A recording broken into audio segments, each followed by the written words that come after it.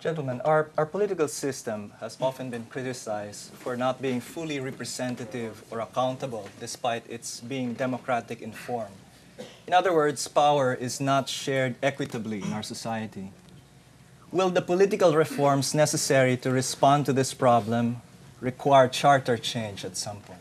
Si Senator Angara na mismo nagsabi, lahat ng mga political reforms na pwedeng gawin, magagawa naman yan sa pamamagitan ng batas at hindi na kailangan baguhin ang konstitusyon mismo o ang saligang batas. Tama kayo, sir, na ang boses at boto ng kababayan natin hindi nakakarating talaga sa Kongreso. Ayaw ng tao ang charter change, ayaw nila ang VAT, gusto nila ilang probisyon na dapat sana pinapasa sa Kongreso pero hindi nakakarating sa Senado at sa Kongreso ang boses at boto ng ating mga kababayan, bagkos ang nakakarating doon, boses at boto ng partido, ng kaalyado, ng kaibigan, ng kapamilya, o ng presidenteng nakaupo.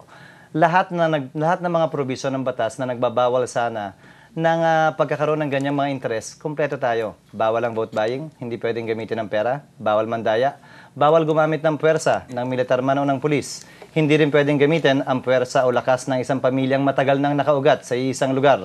Lahat po yan ay pinagbabawal na ng batas at kailangan lamang talaga ipatupad at kailangan lamang talaga sundin.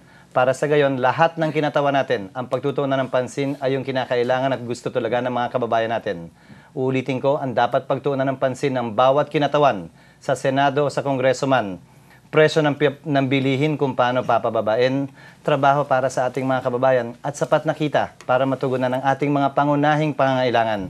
Ito ang dapat nating pagtuunan ng pansin at hindi pagbabago ng saligang batas o ng konstitusyon.